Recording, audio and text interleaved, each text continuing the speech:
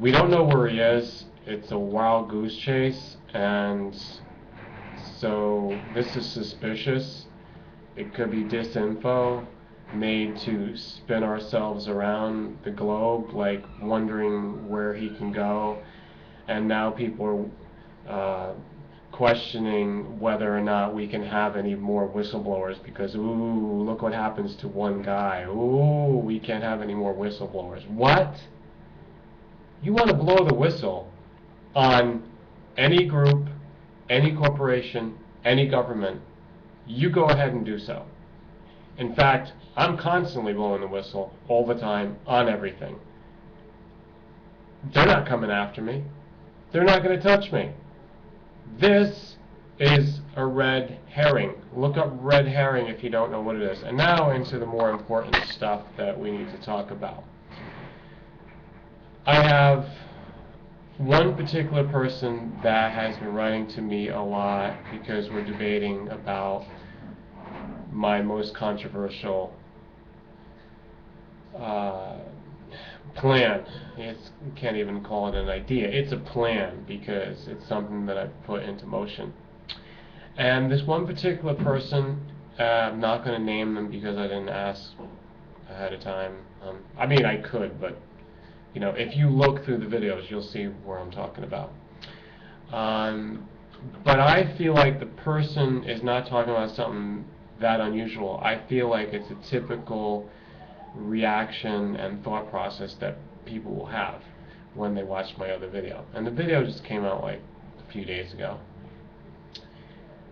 And periodically every year I've been doing video about this, but now I'm going to step up the pace because this is a religion. Let me just fill you in case this is your first video that you're hearing about that aspect of my life's work. This is a religion without a name, and it will not have a name. It doesn't have a label, other than the fact to accept the category of religion. But as far as labeling or naming, that's not going to happen. I'm also the founder of it.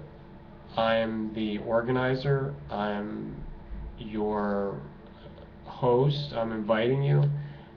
And I also don't have a name. And that is not necessary. When you talk about things, I would recommend that you just talk about the idea. Don't talk about me. I'm not that important to it. I'm really not. Don't focus on the messenger. Focus on what the message is and what the message is for you. That's what you really need to focus on. Focus on that. Not anything in the background. I'll give you that. I am already stating that I'm going to be totally transparent and put out a complete basic dossier on my life. Completely biographical, verifiable, honest truth. Everything in balance. I'm already going to be doing that. I'm in process of that. So you can glean many of those points throughout my videos for 7.5 years. You already have that. And the World Wide Web has plenty of information.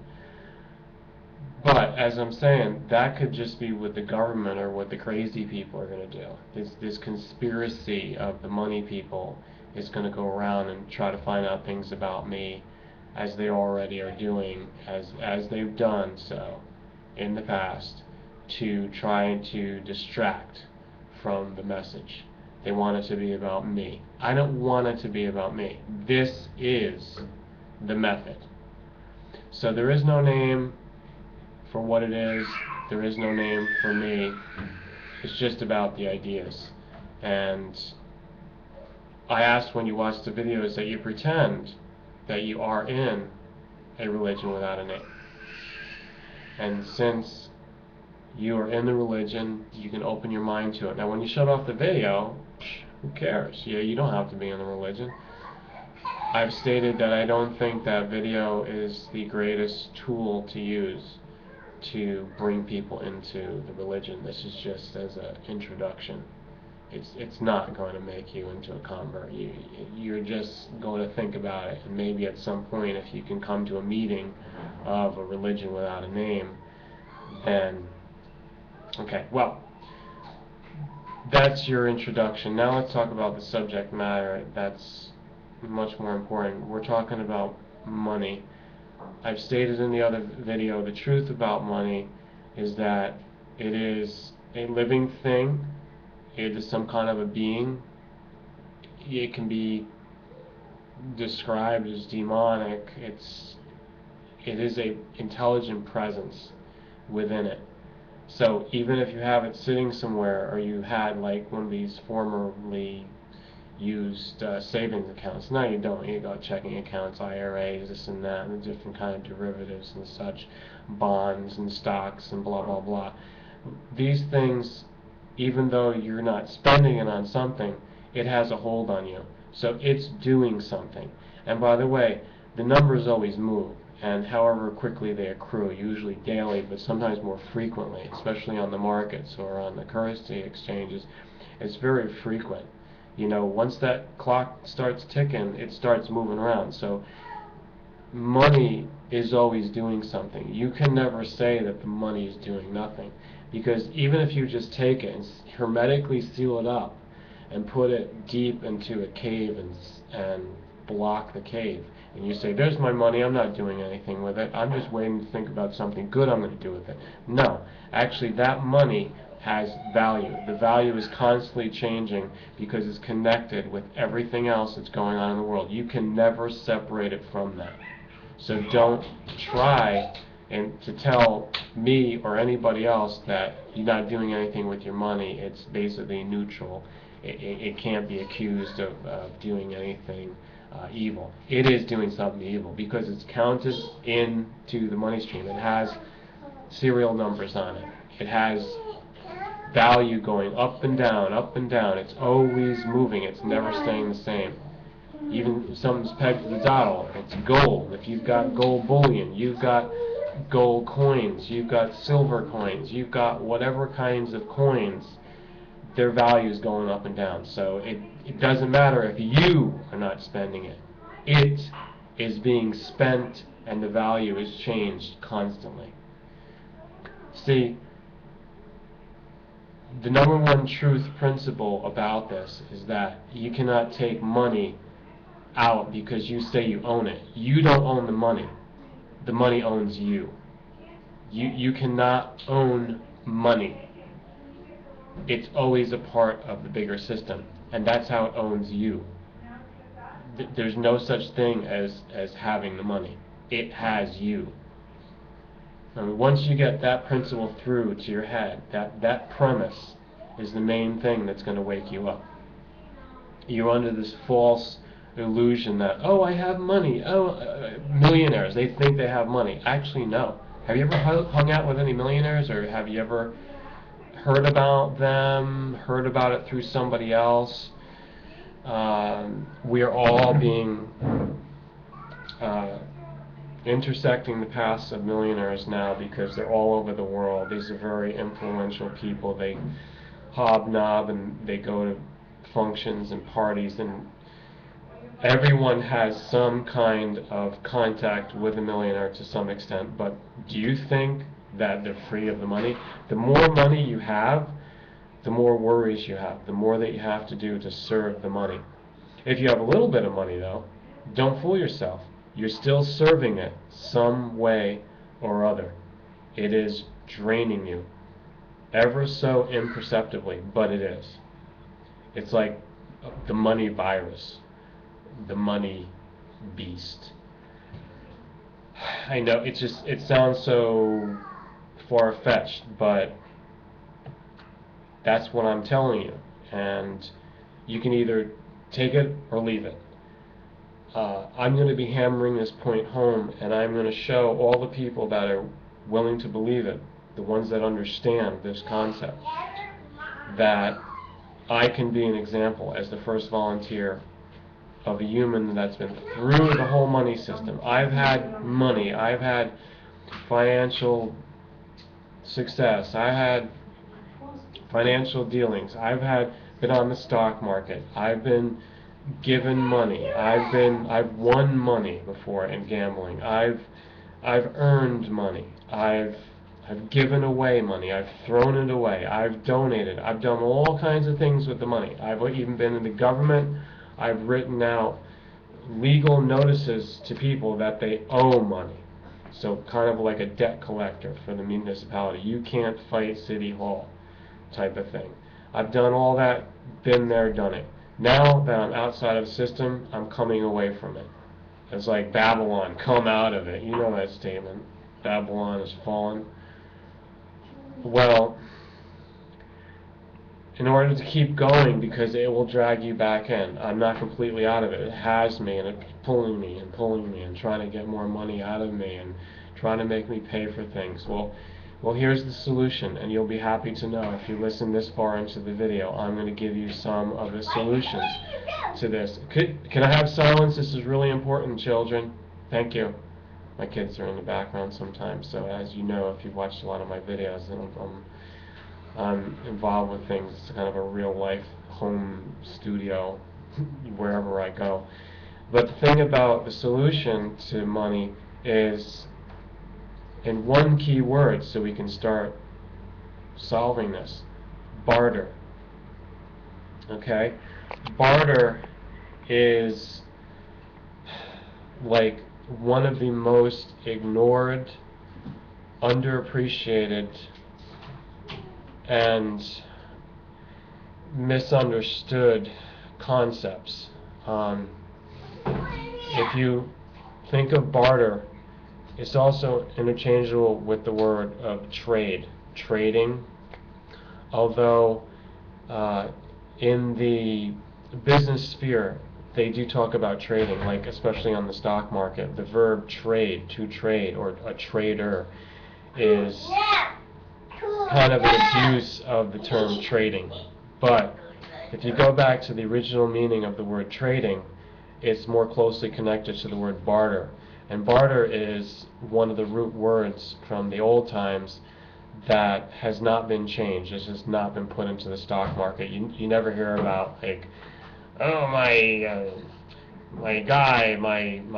money guy told me to invest in barter. You'll never hear that.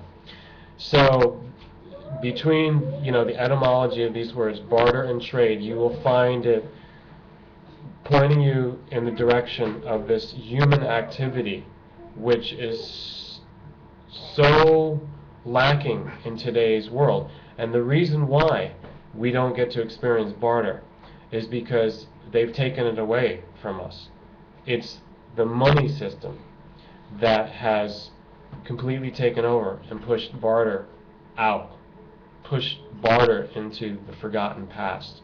And what I'm saying is this: we need to bring barter back. We need to talk about it. We need to understand it.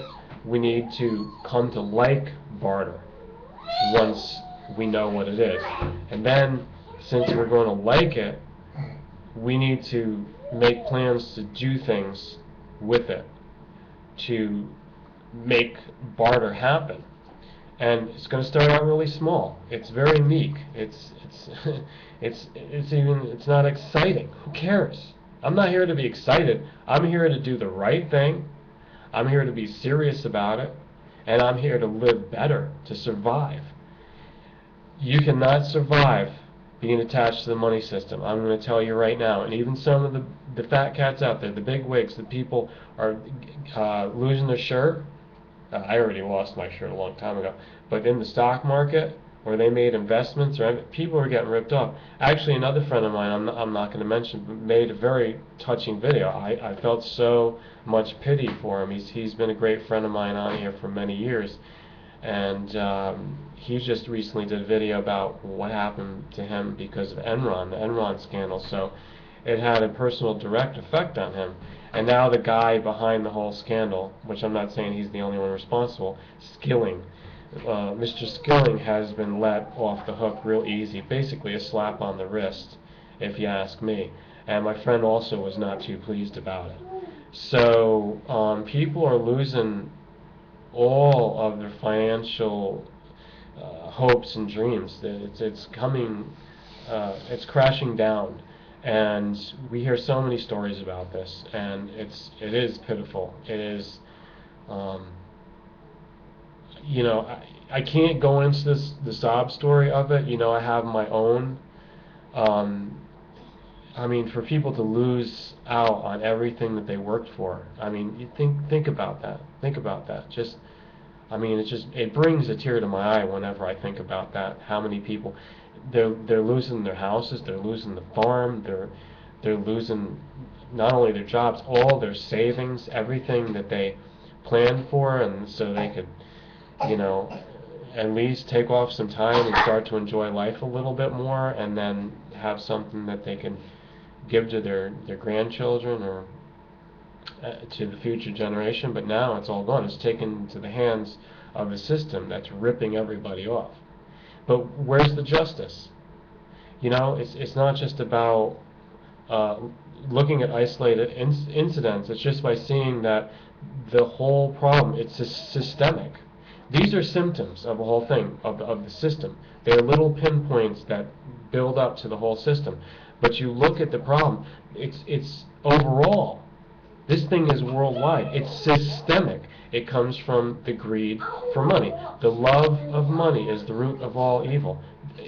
Make no mistake about it. What I'm telling you in these videos as the core of a religion without a name, it is the truth about money. And you're going to have to face it one day or the other. It's coming down to that. And I'm just telling you, like a voice crying out in the wilderness, like someone that nobody else talks this way. I know it. I've looked around at videos, and I've looked around at books, I've looked in the media, I've forget about it. You don't hear anybody saying this. Do I look like Anderson Cooper to you?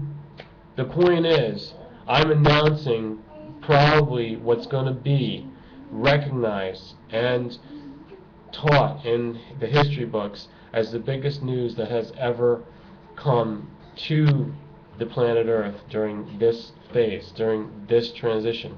So people want to ask and doubt and mock, and they want to say, how are you going to get off money? How are we going to live without this? Because they can't imagine. I'm saying get out of the box. I'm helping you to imagine this because I imagine it day in and day out. I've been doing this for years and been working on this.